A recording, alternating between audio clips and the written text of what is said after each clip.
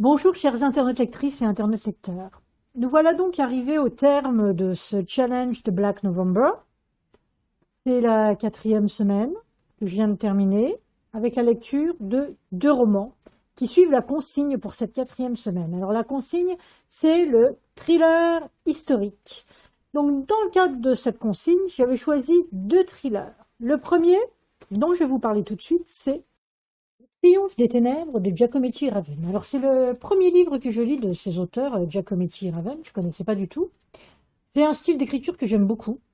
Il y a beaucoup de travail dans cette écriture parce qu'il y a beaucoup de recherches historiques. Dans ce roman, il y a beaucoup de faits réels. Alors ça se passe pendant la Deuxième Guerre mondiale, avec les nazis qu'on va suivre, et le contre-espionnage britannique aussi. Donc on a quand même beaucoup de références à ce qui s'est passé dans la réalité, mélangée à la fiction. La fiction, pour ce côté-là, c'est cette quête que le pouvoir nazi décide de faire pour retrouver des symboles qui seraient perdus et enfuis depuis des millénaires à différents endroits de la planète, au Tibet, en France. Donc on va beaucoup voyager dans ce roman-là, notamment en France, en Espagne, en Allemagne, bien évidemment. Et ces symboles qui sont recherchés par les nazis, ce sont des svatiskas. Alors le svatiskas, c'est le fameux symbole qui est ici, qui en fait est hindou à la base, et qui veut dire bien-être. Et bien évidemment, ça a été détourné par les nazis, puisque c'est effectivement le symbole des nazis que l'on connaît. Donc ces svastikas sont, d'après les nazis, apparemment empreints d'un pouvoir. Celui qui réussit à trouver les 4 symboles qui existent, eh ben, va devenir le maître du monde, en fait. Donc, du coup, on est un petit peu dans une sorte d'Indiana Jones. Voilà. Alors, on va trouver plusieurs personnages. Alors, des personnages, bien évidemment, réels, le Führer et tous ceux qui tournent autour de lui. Et des personnages de fiction qui sont l'archéologue, le chef du contre-espionnage britannique. Enfin, voilà, différents personnages. Et tout ce petit monde va se voir se croiser, etc. Toujours dans cette quête de ces symboles, de ces svastikas. Donc voilà, alors c'est passionnant. J'ai trouvé ça absolument passionnant. Ça m'a très vite emporté. Il y a quand même beaucoup de pages. C'est un livre de presque 600 pages. Donc il est assez dense. On y découvre beaucoup de choses sur les nazis, sur la torture nazie, bien évidemment, malheureusement. Et puis on est quand même emporté par cette histoire, cette fiction, et les personnages qui sont vraiment bien écrits et qui sont assez attachants. Donc voilà, c'est Le Triomphe des Ténèbres. Alors, c'est un tome 1. Il y a une suite, tome 2, et qui s'appelle La Nuit du Mal, je crois, et puis un tome 3. Donc, il n'y a pas de souci. Je pense que dès que je peux, je cherche le tome 2 en poche et je lirai aussi le tome 2 parce que j'ai vraiment été emballée par cette histoire. Et pour la découverte de ces auteurs-là, c'était plutôt une belle expérience. Voilà, donc je vous le recommande en thriller historique sur la Deuxième Guerre mondiale. Pour le deuxième roman historique, j'avais donc choisi Alabama 1963. Alors dans Alabama 1963, le titre ne donne pas de surprise. On est effectivement aux États-Unis, en Alabama, pendant l'année 1963. Donc c'est l'année où Kennedy a été assassiné. C'est l'année de la marche de Washington où on a pu entendre le célèbre discours de Martin Luther King. Donc c'est une Amérique ségrégationniste et qui commence à essayer d'évoluer et de changer, mais on n'y est pas encore. Donc on va découvrir donc dans ce roman-là, au départ, la mort d'une petite fille noire. Et alors c'est un assassinat, elle a probablement été violée, et c'est le début en fait de disparition de petites filles noires dans la ville de Birmingham. Alors, une petite fille noire qui disparaît, qui se fait violer, bien évidemment, dans une Amérique ségrégationniste, ça n'intéresse personne. Les policiers s'en moquent un peu, ils ne suivent pas vraiment l'affaire. Donc finalement, l'enquête n'avance pas du tout. Et il y a un privé qui va se retrouver un petit peu, bien malgré lui, dans cette enquête. Et alors c'est un ancien flic qui maintenant est détective privé, complètement alcoolique et raciste. et il va quand même faire une enquête sur la disparition de cette petite fille-là. Et on va aussi découvrir Adela Cobb. Adela, c'est une femme noire qui fait des ménages, donc pour les familles blanches. Et Adela, c'est une femme noire qui a beaucoup de caractère. C'est un personnage que j'ai vraiment beaucoup aimé. Je trouve qu'elle est courageuse et elle a le recul nécessaire par rapport à ce qui se passe, bien évidemment, dans cette Amérique vis-à-vis des Noirs. Donc, on retrouve beaucoup, on retrouve cette ambiance hein, de ségrégation, hein, noire et blanche, où les noirs donc vont monter à l'avant du bus pour payer le bus, puis ressortir et monter à l'arrière du bus parce qu'ils n'ont pas le droit de s'asseoir à l'avant, ils doivent s'asseoir à l'arrière. Même s'il y a des lois qui commencent à passer en disant que noirs et blancs ont les mêmes droits ou petit à petit commencent à grignoter les mêmes droits. Donc du coup on est vraiment dans une phase de transition mais qui n'est pas acceptée par tout le monde. Et les Noirs eh ben, ont bien du mal, évidemment, à voir ce changement et toutes ces possibilités qui vont arriver, quoi.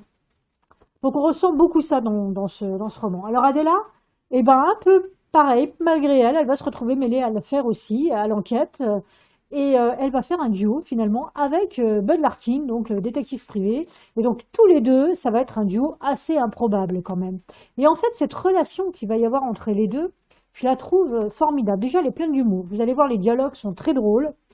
Et, et on sent beaucoup d'émotion dans la relation. On voit l'évolution du personnage du détective privé, de Bud, et puis on voit le caractère bien affirmé d'Adela. Donc il y a des choses qui vont se nouer, et je trouve que tout au long de l'histoire, c'est vraiment cette relation-là qui va être mise en avant, au milieu de cette Amérique ségrégationniste, avec le Ku Klux Klan, et les peurs que ça engendre. Hein, puisque eh ben, le détective privé va recevoir des menaces, puisqu'il il va se balader dans les quartiers noirs avec une femme noire, et puis ben, on n'aime pas trop les blancs qui se baladent avec des noirs, et puis la femme noire, la femme de ménage, bien évidemment, certes, elle va chez les blancs pour aller travailler, mais elle n'est pas censée aller se balader dans une voiture de blanc. Donc du coup, voilà, on va retrouver cette ambiance, cette terreur finalement que fait vivre le Ku Klux Klan ces hommes et ces femmes noires.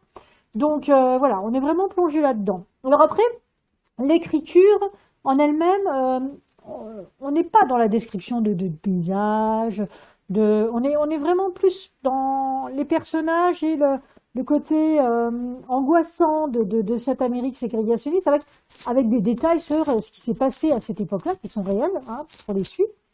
Mais c'est pas, oui, on n'est pas plongé dans un, c'est presque comme un scénario en fait. Hein. C'est pas à fond. Il n'y a pas des descriptions terribles de paysages, de moments, quoi que ce soit. Déjà, les chapitres sont très très courts, ça s'enchaîne très très vite, mais c'est donné, direct. On va pas tergiverser, quoi. Hein. Donc voilà, après c'est une volonté des auteurs.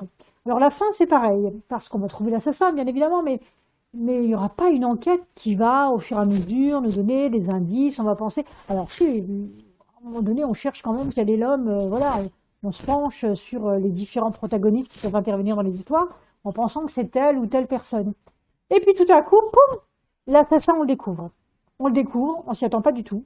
Jamais on aurait vu ça.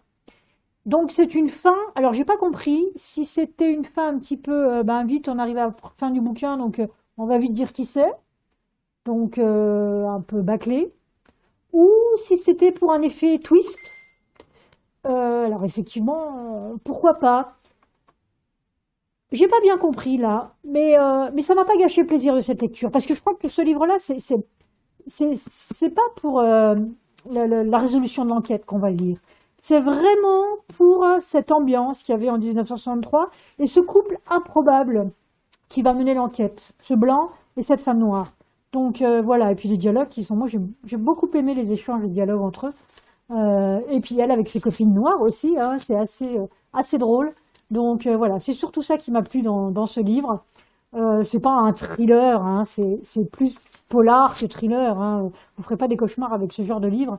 Mais par contre, je trouve que c'est même une belle histoire, en fait. Voilà. Donc, c'était Alabama, 1963, le deuxième thriller historique pour cette 4e semaine. Bien voilà, j'ai terminé le Black November de cette année 2020. Je suis plutôt contente de moi. Donc, si je récapitule, j'ai lu 1, 2, 3, 4, 5, 6, 7, 8, 9, 10, 11 livres.